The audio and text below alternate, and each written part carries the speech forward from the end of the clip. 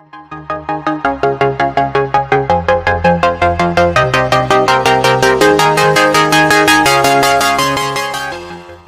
M so excited to have you here. और मैं उम्मीद करता हूं कि आप स्वस्थ होंगे, मस्त होंगे, तंदुरुस्त होंगे, पूरे मेहनत से पढ़ रहे होंगे भाई। आज का जो हमारा जो टॉपिक होने वाला है, आज हम पढ़ेंगे कार्बोहाइड्रेट्स और प्रोटीन्स के बारे में पढ़ेंगे कि जो कार्बोहाइड्रेट्स जो हो गए आपका, जो प्रोटीन्स होते हैं उसका स्ट्रक्चर कैसा है भाई। हमारे शरीर को डेली रिक्वायरमेंट के लिए कितना कार्बोहाइड्रेट चाहिए, कितना प्रोटीन चाहिए, उसके बारे में बताएंगे भाई। और ये बताएंगे कि कार्बोहाइड्रेट और प्रोटीन कितने प्रकार के होते हैं, टाइप्स क्या हैं इनके, और अगर हम रोटेशन में कम मात्रा में लेते हैं उससे हमें क्या नुकसान होगा, तो वो भी आज आपको इस टॉपिक में बताया जाएगा। उससे पहले एक छोटी ही बात आपके दिमाग में डाल लो भाई। क्यों? ऑनलाइन से हम सिर्फ हमारा बेसिक क्लियर कर सकते हैं, बेस यानी हमारे दिमाग के जो कनेक्टिंग कर सकते, कनेक्ट कर सकते हैं, इतना काम करता है ऑनलाइन। आगे की जो आपकी यात्रा होगी वो किताबों से होने वाली है भाई। किताबों से पढ़ना इंपॉर्टेंट है बहुत। ये है तो आपका बेस क्लियर हो जाएगा। इनसे मान लो बेसिक बेसिक हमें समझ में आ जाएगा कि कार्बोहाइड्रेट क्या होते हैं, प्रोटीन क्या होते हैं, और वे कितने प्रकार के होते हैं उनके अंदर। और जो डीप जाना पड़ेगा ना आपको, वो खुद किताबों से जाना पड़ेगा, और हम आपको किताबों से ही पढ़ा रहे हैं भाई। तो चलिए आज का जो है टॉपिक है अपना, जो स्टार्ट करते हैं। बात की जाए आपके कार्बोहाइड्रेट्स के बारे में, थोड़ा जान लेते हैं भाई। थोड़ा क्या होता है कार्बोहाइड्रेट? कार्बोहाइड्रेट आपके शरीर में सबसे ज़्यादा एनर्जी यही प्रोवाइड करता है आपके शरीर में। आपके शरीर में मान लो जितनी भी कैलोरीज होती है ना, उसका 55 to 65 जो परसेंट होता है वो किसका होता है? आपके कार्बोहाइड्रेट का होने वाला है। और प्रोटीन आपके 10 से 20% जो कैलोरीज होंगी, टोटल कैलोरीज का 10 से 20% जो होगी वो आपके प्रोटीन होगी। देख लो, सबसे ज़्यादा मात्रा इसी की है, कार्बोहाइड्रेट की। और ये किन से मिलकर बना है, इसके नाम में इसकी खासियत है। देखो, कार्बो कार्बो से कार्बन बन गया, ओ से ऑक्सीजन, और हाइड्रा से आपका हाइड्रोजन। मान लो यार, कमाल करते यार पढ़ने। यानी आपके इन तीनों से मिलकर बना आपका कार्बोहाइड्रेट। ये है आपका कार्बोहाइड्रेट, ये उसका स्ट्रक्चर है भाई कार्बोहाइड्रेट का। स्ट्रक्चर को आपके दिमाग में डाल लो भाई। जैसे ये व्हाइट और ग्रे कलर दिख रहा है, ये आपका क्या हो गया? आपका कार्बोहाइड्रेट हो गया। और इसके बाद ये येलो येलो दिख रहा है आपको, ये आपका हाइड्रोजन हो गया। और ये आपको जो ब्लू कलर दिख रहा है, आपको तो पता होगा ऑक्सीजन है, ये तो ऑक्सीजन होगी। ये तीनों से मिलकर जो आपका कार्बोहाइड्रेट तैयार हुआ है मेरे भाई, उसका फॉर्मूला है C6H12O6। यानी समझते होगे, कार्बन, हाइड्रोजन और ऑक्सीजन से मिलकर किसका निर्माण हुआ है? इसी का हुआ है भाई, कार्बोहाइड्रेट का। अच्छे से समझ में आया होगा आपको। चलिए अब इसके बारे में थोड़ा और जांच पड़ताल की जाए।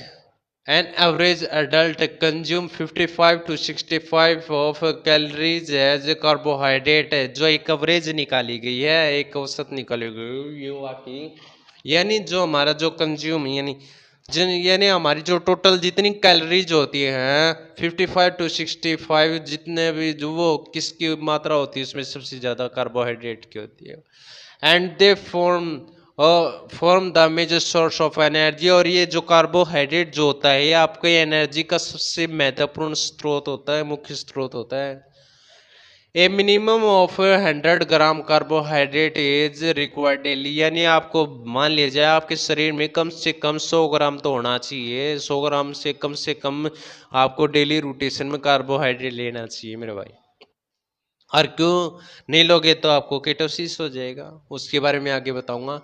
अब बात की जाए, एक जो ग्राम आपका कार्बोहाइड्रेट होगा, 1 ग्राम carbohydrate yield 4 calories of energy. यानी 1 ग्राम जो आपका कार्बोहाइड्रेट है वो क्या देगा आपको? चार चार आपको कैलोरी देता है। देख लो।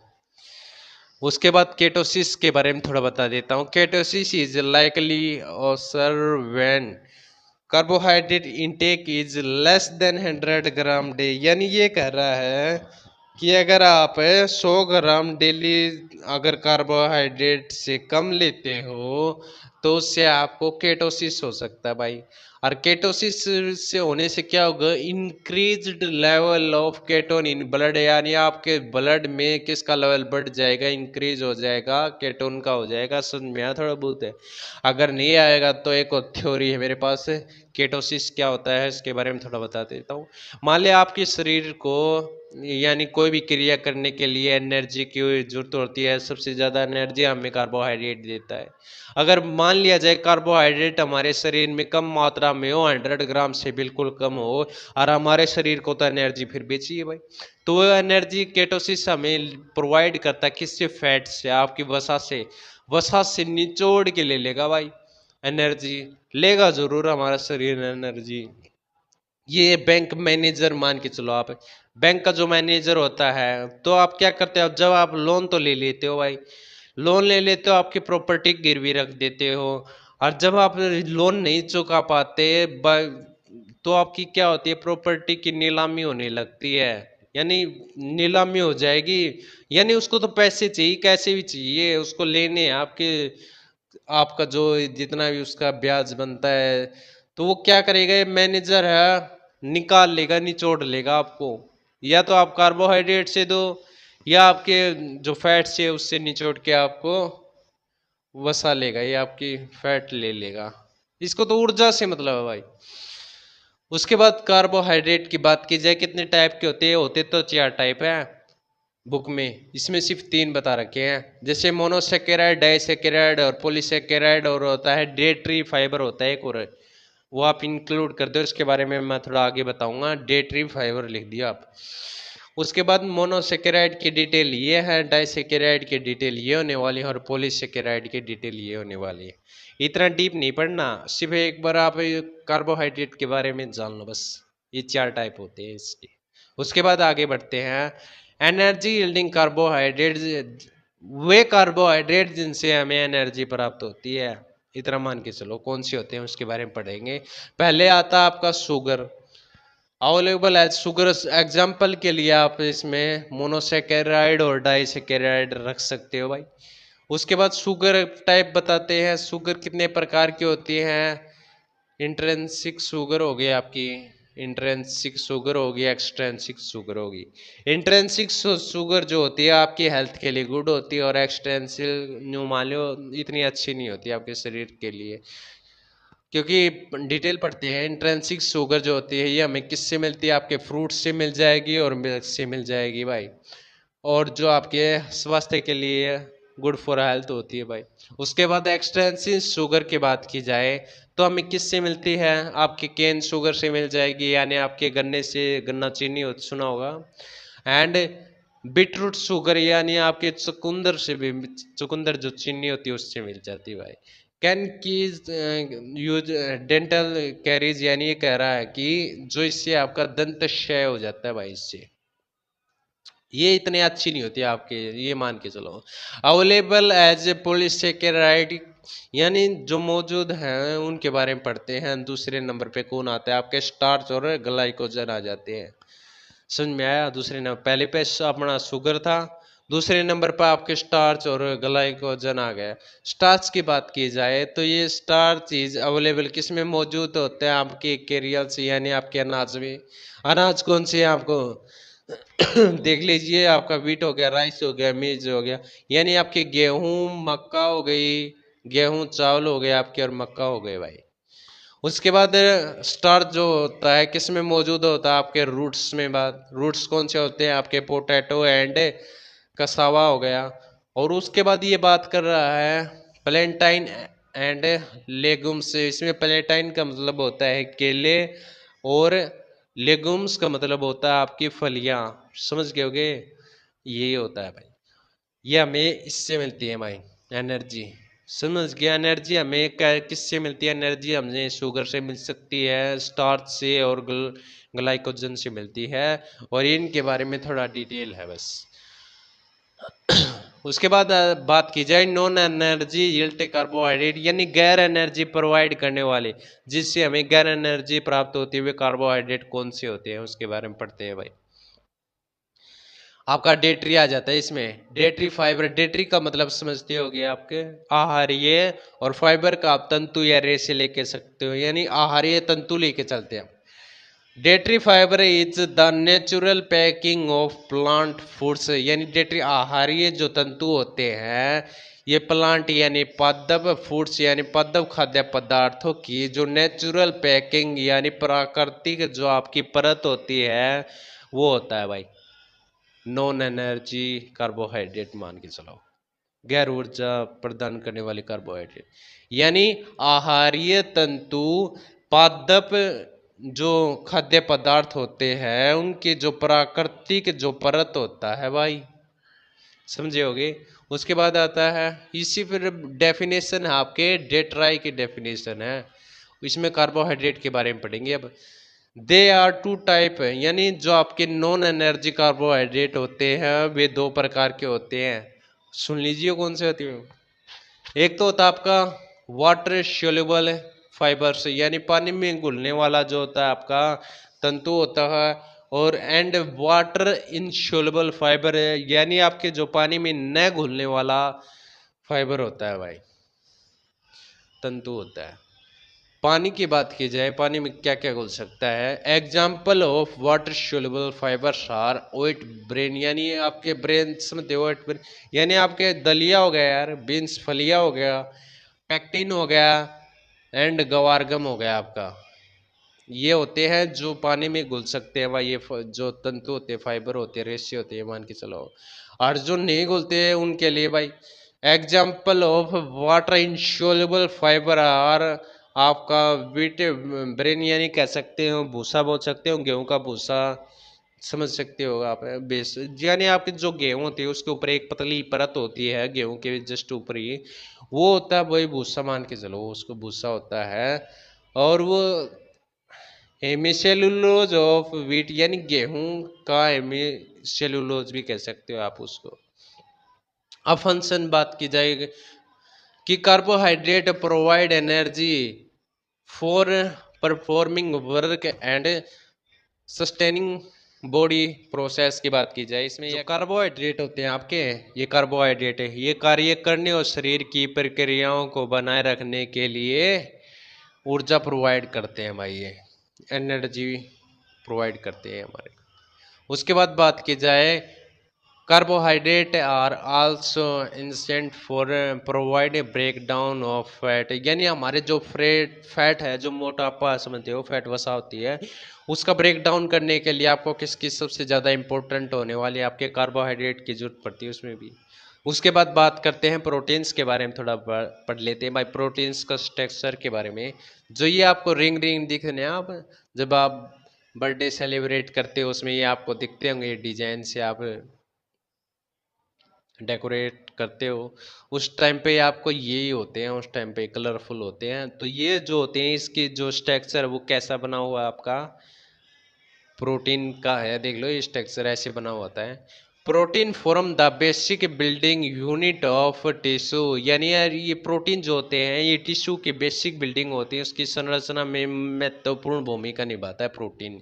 यानी पता होगा आपकी सेल जो होती है सेल के हर भाग में आपके प्रोटीन मिलेगा, और जो सेल का जो स्ट्रक्चर है वो भी प्रोटीन से बना है भाई साहब, प्रोटीन समझते हो इतना इम्पोर्टेंट होता है। और टिश्यू में जो बेसिक बिल्डिंग होती है जो बेसिक सबसे इम्पोर्टेंट जो भाग होता है टिश्यू का वो प्रोटीन का ही होता है।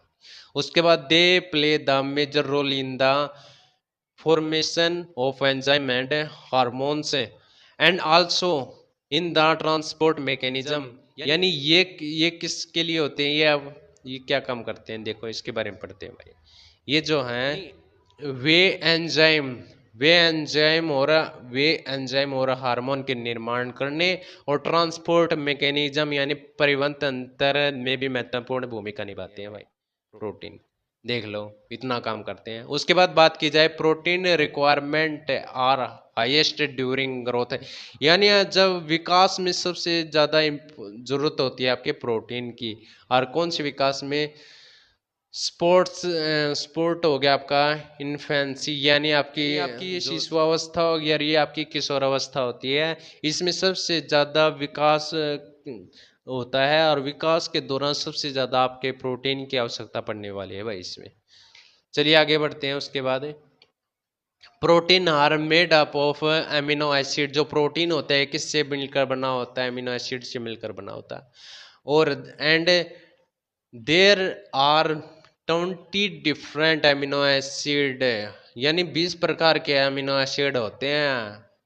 और which no amino acid are essential amino acid, यानी 9 ही होते हैं जो हमें बाहर से मिलते हैं मान लो, और जो 11 होते हैं आपके वो आपका शरीर स्वयं बना लेता है, ये बाहर से ही ग्रहण कर लेते हैं। विच आर नोट, यानी ये बता भी रहा है नो अमीनो एसिड जो होते जरूरी होते हैं, which are synthesised in the body, यानी आपके बॉडी में तो नहीं होते, एंड obtained फ्रॉम डाइट, आपको आहार से ही प्राप्त करने होते हैं।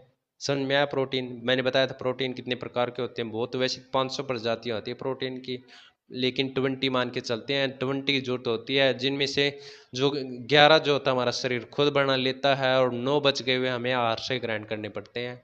प्रोटीन ऑफ एनिमल्स ऑर्गन, जो एनिमल्स के ऑर्गन से जो हमें अंग से जो प्राप्त होते हैं वो प्रोटीन कौन से होते हैं? आपका एग हो गया, आपका मिल्क हो गया, आपका मीट हो गया, समझ गए?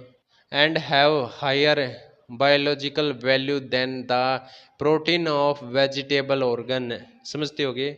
यानी जो हमें एनिमल से कौन सा मिलता है? एनिमल से हमें एग, अंडे मिल गए, मिल्क मिल गया, दूध मिल गया, आपको मीट हो गया, मांस मिल गया। और जो हायर की बात की गई है, यानी biological value than the protein of vegetable organs, यानी इसमें बात की गई है कि इसमें कह रहा है कि जो ये वनस्पति जो होती है आपकी, जो वनस्पति मूल है, यानी आपके कह रहा है वनस्पति मूल के प्रोटीन की तुलना में इनका जो जैविक मूल्य जो है अधिक होता है, जैविक मूल्य अधिक होता है, यही बता रहा है इसमें। और आगे बढ़ते हैं, इसमें बता रहा है an average adult required 10 to 20 of total calories as proteins. मैंने बताया था कि जो हमारे जो टोटल जितने भी जो कैलोरीज होते हैं उनमें जो 10 से 20 जो % होगी वो क्या होगा? आपके प्रोटीन होंगे। It is equivalent to 1 gram KG body weight, यानी जितना भी आपका बॉडी वेट होगा उतनी आपके जो प्रोटीन होने वाला है। यानी मेरा वेट मान के चलो मेरा 50 केजी वेट है, तो 50 ग्राम जो वो होगा वो क्या होगा? आपका प्रोटीन होगा भाई। इसमें ये बता रहा है। क्वालिफिकेशन की बात की जाए, यानी इसके वर्गीकरण की बात की जाए, तो प्रोटीन जो होता है उसको 3 भागों में डिवाइड कर दिया। सिंपल प्रोटीन होगा आपका, दूसरे नंबर पर आता है आपका कंजुगेट्स प्रोटीन्स होगा, और तीसरा आता है आपका डेराइव्ड प्रोटीन्स आते हैं। एग्जाम्पल के लिए आप ले सकते हैं, सिंपल प्रोटीन्स में आप ले सकते हैं एल्बुमिन हो गया, ग्लोबुलिन हो गया, और कॉन्जुगेट्स प्रोटीन्स में आप ले सकते हैं ग्लाइकोप्रोटीन्स हो गया, आपका लिपोप्रोटीन्स हो गया, और डेराइव्ड प्रोटीन्स में आप ले सकते हैं पेप्टोन्स हो गया, आपका पेप्टाइड हो गया, आपका एमिनो एसिड्स हो गया, ये लेके चल सकते हो। ये 3 इंपॉर्टेंट है भाई प्रोटीन्स के जो विवरण है, जो वर्गीकरण है इसका। उसके बाद इसके बाद की जाए सिंपल प्रोटीन के बारे में पढ़ते हैं भाई। क्या होता है simple protein? They are made up of only amino acid with peptide bond in between are called simple protein. ये कह रहा है कि ये जो जो सिंपल प्रोटीन होता है ये किससे मिलकर बना होता है? एमिनो एसिड से मिला होता है, जिसके बीच पेप्टाइड जो बंधन होता है उसको क्या कहा जाता है? सिंपल प्रोटीन कहा जाता है। उसका एग्जांपल भी ले सकते हो, आपका आ गया एल्बुमिन हो गया, आपका ग्लोबुलिन हो गया, और कोलेजन होता है, समझते हो आप। उसके बाद आता है कंजुगेट्स प्रोटीन की बात की जाए, they content a non protein part are called conjugates proteins. यानी ये कह रहा है कि वे जो होते हैं वे गैर प्रोटीन का भाग होते हैं, प्रोटीन होते हैं, हमारे शरीर में होते हैं, गैर प्रोटीन होते हैं, भाग होते हैं, पार्ट होते हैं, उनको क्या कहा जाता है? कॉन्जुगेट्स प्रोटीन होते हैं, जिससे आप ग्लाइकोप्रोटीन लेके चल सकते हो। उसके बाद आता है आपका डेराइव्ड प्रोटीन के बारे में बताते हैं। They are derived from simple protein by the action of, इसका है सर्टेन एंजाइम्स। वे कुछ वे कुछ एंजाइम की क्रिया द्वारा वे कुछ एंजाइम की क्रिया क्रिया के द्वारा एक्शन यानी क्रिया के द्वारा हमें सिंपल प्रोटीन से प्राप्त होते हैं। इसके बारे में यही बताया गया। एग्जाम्पल के लिए आप ले सकते हो ड्यूरिंग डाइजेशन इन जीआईटी, यानी जीआईटी में जो पाचन के दौरान ड्यूरिंग, ठीक है। जीआईटी का मतलब होता है, जीआईटी का मतलब क्या होता है आपको फुल फॉर्म बताओगे? जीआईटी आता है गैस्ट्रो इंटेस्टाइन, ये आपका जो होता है ट्रैक होता है, इसको दिमाग में बैठा लीजिए शायद डिटेल को। जो simple protein in food are convert to peptones and proteo proteoses होता है आपका, प्रोटियोस में बाय डिफरेंट एंजाइम, यानी जो होते हैं सिंपल जो प्रोटीन होते हैं आपके, सिंपल प्रोटीन क्या करते हैं, जो यानी जो भोजन में जो सरल प्रोटीन है आपके एंजाइम हैं द्वारा पेप्टोन और प्रोटियोस होता है, इसमें क्या हो जाते हैं, प्रोटियोस में परिवर्तित हो जाते हैं भाई, डिफरेंट, ठीक है, इसमें कन्वर्ट हो जाते, परिवर्तित हो जाते। इसके बारे में इतना ही है। उसके बाद आगे बढ़ते हैं, उसमें क्या कर रहा है। थैंक यू फॉर वाचिंग, ये बता रहा है भाई। आज के टॉपिक में आपने कवर कर लिया, आपके कार्बोहाइड्रेट्स के बारे में पढ़ लिया, आपने प्रोटीन्स के बारे में पढ़ लिया। अब छोटा रिवीजन लेके चलते हैं भाई। Revision is most important, revision बहुत जरूरी होता है भाई। आज हमने क्या क्या पढ़ा उसके बारे में पढ़ते हैं। हमने कार्बोहाइड्रेट के बारे में पढ़ा कि कार्बोहाइड्रेट का निर्माण कैसे होगा, इसमें इसके नाम है, कार्बन से, ऑक्सीजन से, हाइड्रोजन से, ये पढ़ लिया। ये इसका स्ट्रक्चर है। पता है कार्बोहाइड्रेट हमारे शरीर में टोटल जितनी भी कैलोरी होती हैं उसका 55 to 65% होता है, और कम से कम हमें 100 ग्राम तो लेना ही लेना है। जो आपका, नहीं तो आपको क्या हो जाएगा, केटोसिस हो जाएगा। यानी आपके केटोसिस वही होता है, यानी आपको कार्बन से जो कार्बोहाइड्रेट्स है उससे एनर्जी मिलती है। अगर वो एनर्जी आप कार्बोहाइड्रेट ही नहीं लोगे तो आपका जो केटोसिस होगा आपके वसा से ग्राइंड करेगा, खींच लेगा भाई, निचोड़ लेगा एनर्जी को। कार्बोहाइड्रेट का मैंने बताया था ये 4 टाइप के होते हैं, बुक में 4 है, इसमें 3 टाइप दिखा रखे हैं। उसके बाद शुगर के बताए थे, जिसमें एनर्जी जो ऊर्जा देने वाले कार्बोहाइड्रेट आपका शुगर हो गया। उसके बाद आपका कौन सा होता है, शुगर के बाद आता है आपका स्टार्च हो गया, ग्लाइकोजन हो गए। और गैर एनर्जी जो हमें प्रोवाइड करते हैं वो कौन कौन से होते हैं आपके, जो होते हैं 2 टाइप के होते हैं, water soluble fibre and water insoluble fibre हो गया आपका। वाटर सोल्यूबल फाइबर में मैं हमने पढ़ा था कि ये होते हैं, यानी इसका ये नोट ब्रेन यानी आपके दलिया हो गया, बीन्स फलिया हो गई, ये आते हैं एग्जाम्पल में। और इसका एग्जाम्पल ये होगा भाई विट्स ब्रेन यानी गेहूं का भूसा हो गया भाई। इसके बारे में फंक्शन की बात की जाए, इसमें कार्बोहाइड्रेट जो प्रोवाइड एनर्जी करता है वो आपको समझ गए होंगे कि किस लिए जरूरी होता है। ये कार्बोहाइड्रेट के बारे में ये पढ़ लिया होगा कि हमारे जो फैट को ब्रेक डाउन करने के लिए सबसे इम्पोर्टेंट होता है आपका कार्बोहाइड्रेट, जरूरी होता है। प्रोटीन की बात पढ़ लिया हमने, प्रोटीन का जो स्ट्रक्चर होता है कुछ इस प्रकार का होता है। जो प्रोटीन ऑफ बेस होते हैं भाई, सबसे बेसिक टिश्यू का सबसे बेसिक जो बिल्डिंग का यूनिट का काम करता है प्रोटीन करता है भाई। और ये होते हैं भाई इसके प्रोटीन देख लो भाई, प्रोटीन टोटल 20 टाइप के होते हैं, जिनमें 11 हमारा शरीर खुद बना लेता है। और 9 जो होते हैं, जो अमीनो एसिड जो होते हैं हमारे, सॉरी, जो, ठीक है, जो जो अमीनो 20 जो अमीनो एसिड होते हैं उसमें से 11 तो हमारा शरीर खुद बना लेता है। जो 9 अमीनो एसिड होते हैं वे हमें भोजन के द्वारा यानी डाइट के द्वारा ग्रहण करने होते हैं। प्रोटीन के पटलिया हमने कहाँ से, एग से मिल सकता है, मिल्क से मिल सकता है, मीट से मिल सकता है। और इसके बाद हमने टोटल जितनी भी कैलोरी होंगी उसका 10-20 जो होगा वो किसका होगा, आपका प्रोटीन का होगा। क्लासिफिकेशन पढ़ लिया हमने कि 3 भाग होते हैं इसके, ये होते हैं भाई इसके भाग।